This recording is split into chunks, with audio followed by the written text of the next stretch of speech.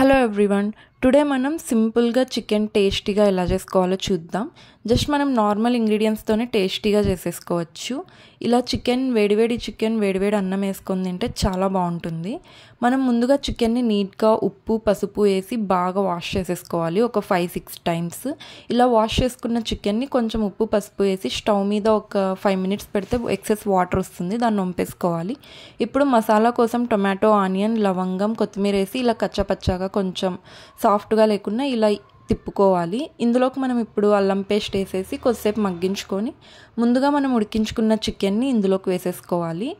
ఇప్పుడు చికెన్ని బాగా మసాలా పట్టేలాగా బాగా మనం తిప్పుకోవాలి. ఒకసారి బాగా మసాలాలో తిప్పుకున్న తర్వాత కొంచెం కారం పొడి, ధనియాల పొడి, పసుపు, ఇంకా రుచికి తగ్గట్టు ఉప్పు యాడ్ చేసేసుకొని కొద్దిసేపు బాగా అటు ఇటు తిప్పుకోవాలి. ఇలా కొంచెం అందులో ఇంకా ఏమైనా వాటర్ ఉన్నా కూడా అది కూడా వచ్చేస్తుంది. ఇప్పుడు ఇలా బాగా దాంట్లో మగ్గిన తర్వాత మనం వాటర్ వేసేసుకొని మనకి ఎంత కావాలి, కొంచెం గ్రేవీ కావాలంటే కొంచెం ఎక్కువ వాటర్ వేసుకోవాలి. ఫ్రైకి అనుకోండి కొంచెం తక్కువ వాటర్ వేసుకొని బాగా మగ్గించుకోవాలి లిడ్ పెట్టి కొద్దిసేపు. ఇంకా ఫైనల్గా అయిపోయింది అన్నప్పుడు మనం కొత్తిమీర వేసుకొని దించేసుకోవాలండి. ఇలా సింపుల్గా చేసేసుకోవచ్చు నార్మల్ ఇంగ్రీడియంట్స్తోని. ఏం మసాలాస్ ఏం అవసరం ఉండదు. Thank you for watching.